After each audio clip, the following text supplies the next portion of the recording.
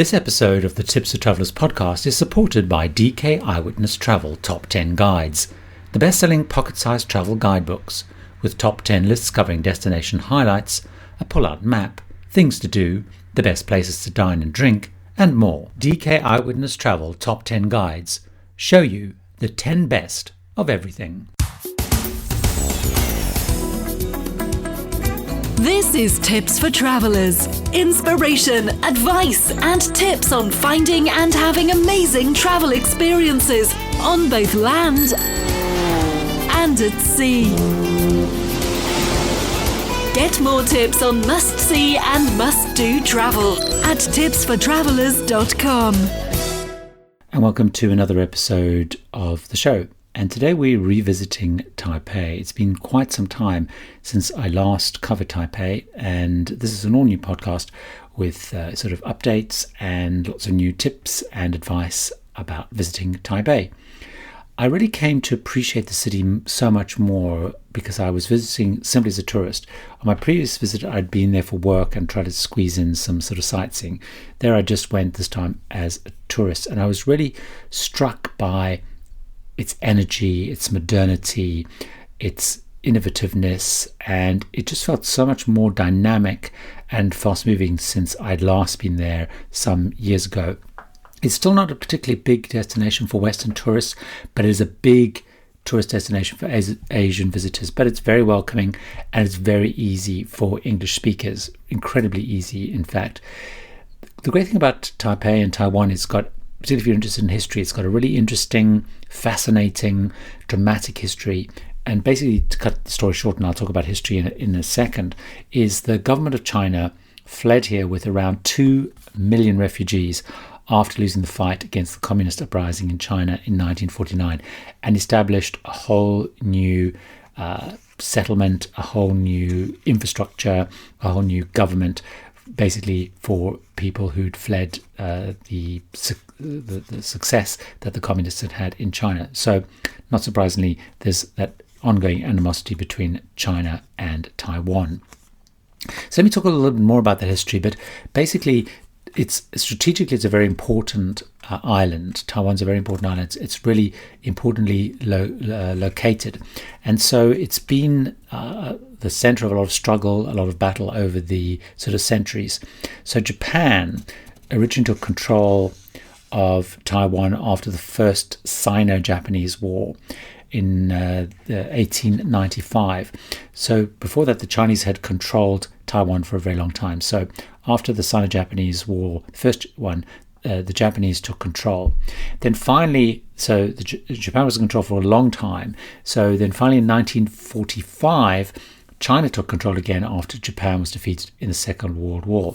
So there's a kind of tussle between Japan and China. But a couple of years later, as I already mentioned, there was a really dramatic turn in 1949 when the ruling party in China, which was called KMT, Kuomintang, led by Chiang Kai-shek, lost the communists who were led by Mao in the civil war on the mainland. So he uplifted his entire government, moved to Taiwan, and he declared it the provisional capital of the Republic of China. And about 2 million people fled to Taiwan from China. So you can imagine this massive influx of people. In Taiwan for a very long time, there was a very autocratic, military-based martial law, kind of a one-party state government, until pretty recently, until the 1990s, when there was a lot of student rallies called the Wild Lily rallies, lots of pressure, and eventually the Taiwan moved away from the very autocratic military-based into much more of a democracy with multiple parties and so on. So it's now a sort of a much more democratic state. So it's kind of evolved over the last decades, particularly towards the end of the last century, from this very autocratic into a democracy. Now, throughout the Cold War, what's interesting is the Republic of China, as it was sort of known, was recognized by much of the West as the sort of the legitimate Chinese government, because there was all these fears of communist China, and then that slowly broke down. I guess we had Nixon and all those people slowly breaking down, and of course China came much more into the fold.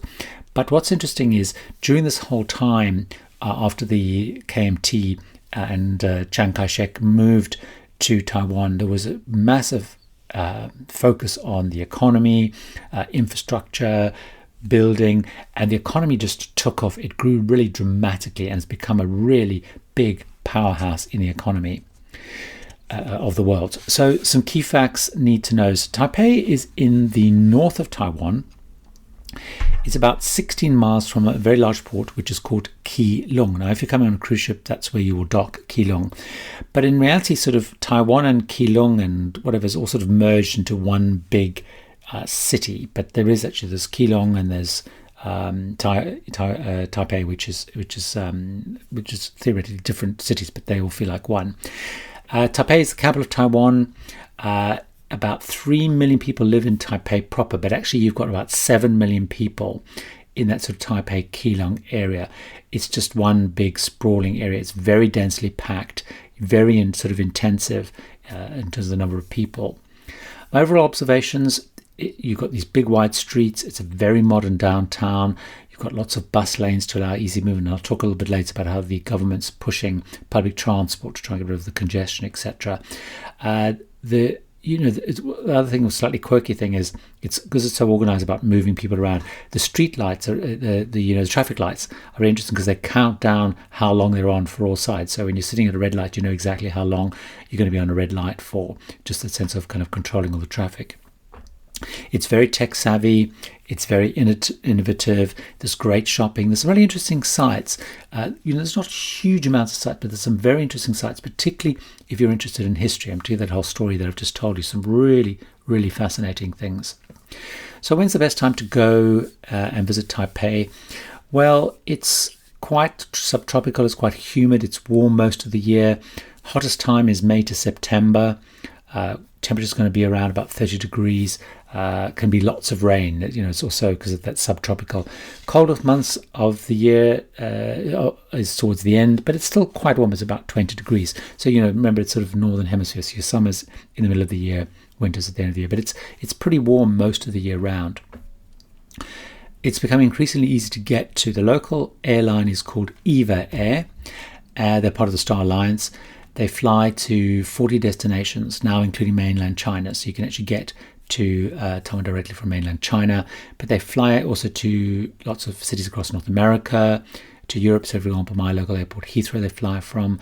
And there's other international airlines also fly in. So it's relatively easy to get to. But certainly EVA Air is pretty well connected. And through the Star Alliance, it's made it much easier. Cruise, of course, in Asia, it's growing. And Keelung is becoming, another very popular way that tourists are starting to come in, both Asian tourists and increasingly Western tourists to come into Keelung. And it's pretty easy to get from Keelung into Taipei. In terms of getting around Taipei, traffic used to be a really big problem. So the government's really pushing very hard the use of public transport. They've built a very big bus network. So there's lots of dedicated bus lanes. So if you're on a bus, you can sort of get through the traffic fairly easy, and you'll see these big bus lanes in the middle. As I said, very wide roads in the middle of these bus lanes. But they've also developed the MRT, so the metro. And it's very easy to use. It's very inexpensive. It's clean, it's modern, it pretty much gets you everywhere. It's really easy to use, and I would strongly recommend using the MRT in terms of getting around. They also have, like many sort of major cities, they've got that bike hire system, which is called U-bikes. They're yellow and orange bikes. The first 30 minutes are free, certainly at the time of recording this, so they're quite also nifty for getting around. But again, the MRT, the metro, is the way to get around. So if you're interested though in the bikes, and again, I'll put these links in the show notes. The website's taipei.ubike.com.tw. So it's probably easiest just to look for the show notes. Again, just go to Tips for Travelers, search for Taipei, and the show notes come up with all these links. But seriously, use the metro. It's frequent, it's fast, it's clean, it's easy to use. The site is english.metro.taipei. You can buy a day pass from the information counters of most stations. That's the cheapest option. So you don't buy the day pass from the machines. You go to the information counter and buy a day pass. It's definitely the cheapest option to go. Obviously, there's the local currency, but it's a lot of people will speak really good English, very welcoming, and people are very pleased to see tourists there. So I found it really friendly, easy to get around. And actually a surprisingly good place to go and visit. So I don't think you need to worry about taxis. MRT is the thing to do. So my overall tips, I've said it about 1 trillion times: use the metro, buy that day pass. And what's great is most of the stops are named after the attractions, so you'll find it very easy to use. I mean, obviously you can get the metro map, but pretty much if you're going anywhere, the stop is called the name of the place you're going to. So a lot of the attractions I'm going to talk about as sort of must see and do, you'll find the metro stop is called by that name. The other thing that's great, because I mentioned it's very tech savvy, is there's free citywide Wi-Fi. Now, the only thing to get Wi-Fi as a foreign visitor, you need to get an access code. And to get an access code, you need to show your passport, or a photocopy is fine. And you show that at any tourist information office. And the easiest way of doing that is in a lot of the big MRT stations, big metro stations, you'll find a tourist information office. So you've got the railway information counter where you get your pass from, but look for a tourist information office. Just go in there with your passport or a photocopy of your passport, and they will give you an access code to then use the Wi-Fi around the city. Obviously, of course, if you go to places like Starbucks or some coffee shops and things, they'll also have Wi-Fi, although they tend to only give you 30 minutes at a time. But certainly Wi-Fi is pretty good to use, particularly if you want to search stations or whatever. However, if you are planning to use the taxi, or you are going to be asking people, have the names of places in Chinese, either copied off the internet or ask the hotel to write it for you, because taxi drivers are unlikely to speak English. And I found that whenever I've used taxis before, what I've done is the place I want to go, I've sort of did a little screen grab or printed off the logo of somewhere with the name and show that to your taxi driver, and also make sure that you have something with the name of your hotel or guest house or wherever you're staying in Chinese as well. Very important, because don't assume taxi drivers will be able to understand you. So let's get into the must see and do. A couple of really exciting things. This is probably more or less in the order that I think I recommend you tackling the sites. One of the most noticeable things, I guess, in Taipei, one of the most significant things, you can't miss it, is Taipei 101. It was the world's tallest building when it opened in 2004. Finally, when Burj Khalifa opened in Dubai about 6 years later, it overtook it, and now in Shanghai, I think, is a building which is taller. But it's only one of the world's tallest buildings. They do argue that it's got the tallest occupied floor. They do argue it's the tallest green building, and they do argue that it's got still has the world's fastest elevator system. But it's a beautiful building, particularly you'll probably recognize it because it's become one of the sort of the classic things that are shown at New Year's Eve. They'll sort of do Sydney and whatever, and they often show Taipei 101, which there's this green building with sort of how would you call it? It's almost like a tiers, if you like, and they do a big firework display off there. So you probably will recognize it straight away. It's interesting because it can deal with typhoon winds, it can deal with earthquakes, and as I said, they talk about being the world's largest green building.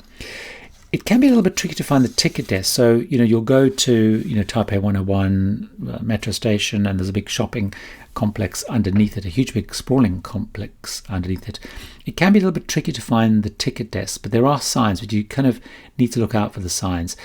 In terms of going up there, they do have fast pass tickets, and if it's busy, you might want to splash out on a fast pass ticket. It's actually double the price of a normal ticket, but it does save you a huge amount of time, particularly if you've got limited time.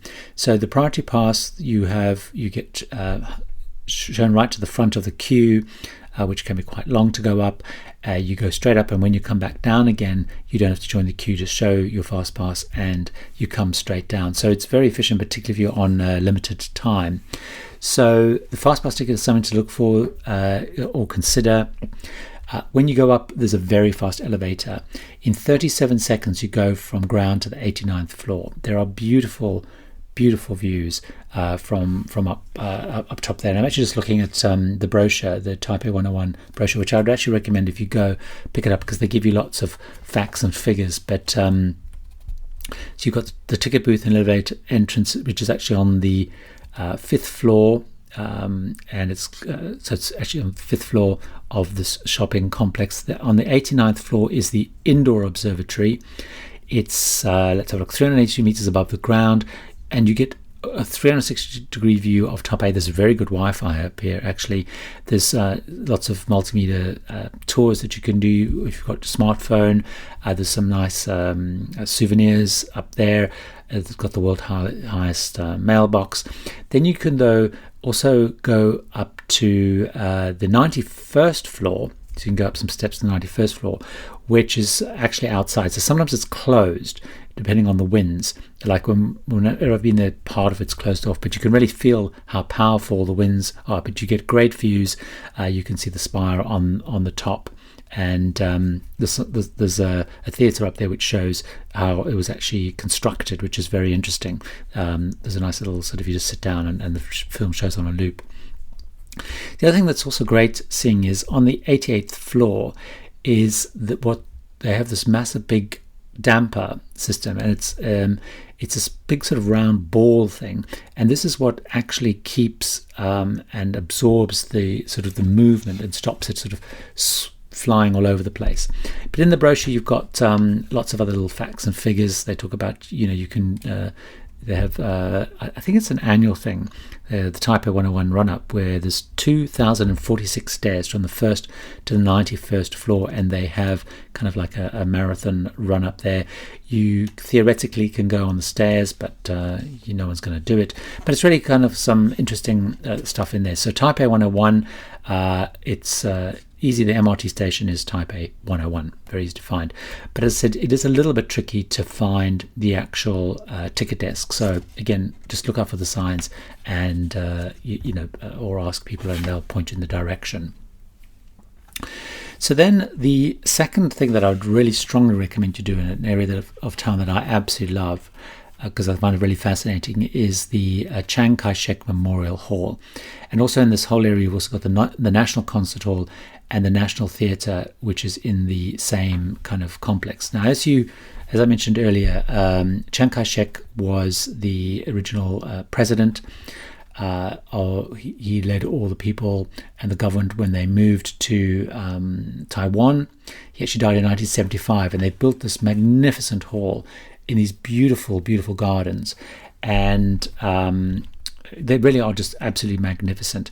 And there's this big white gate with 5 big arches, and you've got this very ornate Chinese styled concert hall and National Theatre on 2 sides. Then you can actually walk up the, I think is it 89 stairs? From how it was when he died. But however old would he died, you can walk up the stairs and up. There's a big statue of him. But also, what I would also recommend is in the basement, there's a really interesting museum, and it's got lots of personal possessions from Chiang Kai-shek, including some cars that he had, uniforms. It tells a story. There's some beautiful pictures there. It's really, really a fascinating thing to do. I'd really strongly recommend you doing that. 89 steps. I was just looking at my notes here. I couldn't find it. 89 steps. He died when he was 89. So there's 89 steps to go up to the top there. Not terribly far away, and again, it's easy because the MRT station is the Chiang Kai-shek Memorial Hall station, so very easy to find. Not far from there, a walk just to the south. I guess it's in the north side. There's a walk, and you can actually go and look at the presidential office building, which is a short walk away. You can't go in it and tour it and stuff, but you can actually go and look at it. And it's a beautiful building, much more colonial-like actually, very popular. Another thing that I would also strongly recommend doing, which is a very beautiful building, which is the National Sun Yat-sen Memorial Hall. Now, it's not that far from Taipei 101. In fact, when you're up in Taipei 101, you can see it.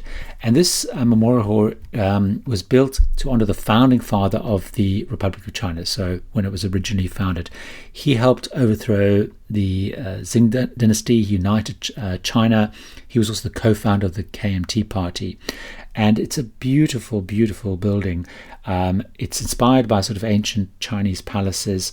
and there's a big square outside, again some very nice gardens, and there's actually just to the one side of this some very beautiful gardens with a lake. Inside again there's a big statue, and like at Chiang Kai-shek, where you have this big, massive, huge, big statue, you have some guards on either side, which are very regimented. They stand incredibly still with these silver metal hats, and I'll probably put a picture actually in the show notes. So if you look for the show notes for this podcast, I'll put a picture of them. And both of them are magnificent. I would strongly recommend going to both the Chiang Kai-shek Memorial Hall, beautiful gardens, beautiful hall, really fascinating history, and also go to the National Sun Yat-sen Memorial Hall. It's a beautiful building, less grand and big, but really, really beautiful. In fact, the first time I went to Taipei, I actually thought that was the Chiang Kai-shek Memorial Hall because it was so magnificent, and the beautiful statues and beautiful gardens. So I hadn't realized there was an even more impressive one. So the other thing I would then also recommend is going to the Longshan Temple. Now, the Longshan Temple was built in 1738. There's an interesting story around snakes and snake's venom, but they don't do that anymore. But it's a great temple. It's very busy. It's very ornate. You'll see lots of people going there and burning incense. Some very beautiful incense burners. You can buy the various charms, the good luck wishes. It was built, as I said, back in 1738. It's very historic. It's very important from a religious perspective. And again, it's very easy to find because you just look for the Longshan Temple station. So it's very easy to find. In fact, you can actually go from the station through like an underground shopping mall, which has lots of, probably not very nice actually, it's sort of quite cheap shops and things. But it's kind of interesting because it's very buzzy, very busy and stuff. Or you can walk out on the street to it. But it's very ornate. The building's incredibly ornate. Very busy, really, really a significant temple. There are also a couple of other temples. There's the Xingtian temple, and there's the Dalongdong Baoan temple as well, which is which are also very popular. So there's the Xingtian temple is devoted to the patron god of businessmen, which is called Guangyu. It's a very popular temple, and again, it's easy to find because you just looked for the Xingtian Temple station. Again, it's a very ornate building with that sort of the sort of Chinese little arch, pointy roof. So again, a very popular and very nice temple to go. The other thing to do, which is actually very, very important to go to, is the National Palace Museum. And there's a botanical garden, a park next door, not a garden, sort of a park. Let me talk a little about the National Palace Museum, because it's a very, very important museum, and it's something that the Taiwanese are very proud of. They bill it as one of the top 5 museums in the world, but it is very important because it boasts more than 690,000 bronzes, jades, shell and bone writings, paintings, and calligraphic works, basically from ancient times right through to the end of the Qing dynasty. What's important about that is when the government fled from China, they basically crated up basically all the valuables, pretty much, and shipped them with them to Taiwan. So a lot of the original Chinese significant collections were shipped to Taiwan and are now in this museum. And its name is sort of linked to the name of the original Chinese Palace Museum. But it's absolutely magnificent. This is a little bit harder to get to because you either need to get a bus or you need to get, so it's not actually on the MRT, so it's a bit harder to get to. So this is a good one to get a taxi to. So what I did, for example, was, again, just print off from the website, or if you've got your smartphone with the Wi-Fi, is just have the name up there in Chinese. It's a little bit complicated because you can take the MRT line, the Tamusu I can't pronounce the Xinji line to Shinlin station, but then you have to take a bus the R30, and it's a little bit complicated. So it's actually much easier to actually just get a taxi there. But very recommended. I mean, you could spend a whole day there. The Taiwanese are very proud of it. It has the most impressive collection, and many argue, you'll see a better collection here of Chinese artifacts than you will ever see in China, because it's so significant. A couple of other things I'd like to talk about. Taipei Zoo is also very well known. It has 8 different areas. There's a petting zoo as well. There's a really good Asian tropical rainforest area. They've got koalas, they've got penguins, and they also have pandas, which are very popular, which really made it popular. Again, it's easy to find because you just go to the Taipei Zoo station. But Taipei Zoo is very highly regarded and very, very well respected. The other thing that a lot of people go to is the Shinlin night market. Now, personally, I'm not a big fan of night markets, but certainly the Shinlin night market is one of the most renowned night markets, I think, across Asia. It's very packed, it's very crowded, it's very noisy, it's very boisterous.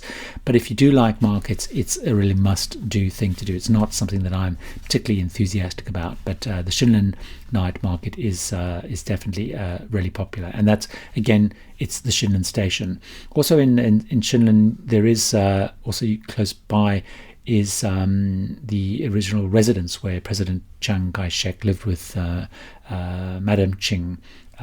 So that's also in that sort of Shinlin area. The other thing, if you're going to Taiwan, the one thing that you must do is go to the Din Tai Fung restaurant. Now, there are many Din Tai Fung restaurants across Asia and into places like Australia. But Din Tai Fung is it's a famous restaurant. It originates from Taiwan, and it's known for steamed dumplings, and it is magnificent. I absolutely love them. I do go. When I was in Asia, whenever there's a Din Tai Fung, I go there, whether it's Hong Kong or Sydney or whatever. But it originates from Taiwan. You can find there's massive queues. So, for example, in Taipei 101, there's a huge one, but there can be huge long queues. So, one of the tips is maybe you go sort of not at obvious eating hours, sort of mid-morning or mid-afternoon or something like that. But you do need to, if you're in Taiwan, you do need to go to a Din Tai Fung restaurant. They make magnificent dumplings. There are things further afield. There's hot springs and spas and that sort of stuff, but that's perhaps for another day. In terms of some resources, I've already mentioned a couple, or I'll put in. There's a very good Taipei city government site, which is english.gov.taipei, which has lots of information on. Of course, there's always travel guides, and DK Witness Travel Guides who sponsor this. Always take a look out for advice and tips that they have. But I'll put all the various links, etc., into the show notes. So that's Taipei Revisited. I found it really exciting, very vibrant, really enjoyed my time there, and probably appreciated much more than I ever done before. So thanks for listening to the podcast. If this is the first time you listen to it, please consider subscribing. If you're a subscriber, I'd love it if you left a review and a rating on either iTunes or Google Play or Stitcher or wherever you listen to. To make it easy, I've done some short codes. So it's tipsfortravelers.com, remembering that travelers are spelled with 2 L's, tipsfortravelers.com/iTunes TFT, standing for Tips for Travelers, obviously iTunes, Stitcher TFT, Stitcher, TuneIn TFT, or Google Play TFT. And I'd really, really appreciate you subscribing and leaving reviews enormously. So hopefully you enjoyed that, and that's given you some inspiration, advice, and tips. And until next time, here's to happy, safe, and wonderful, wonderful travels.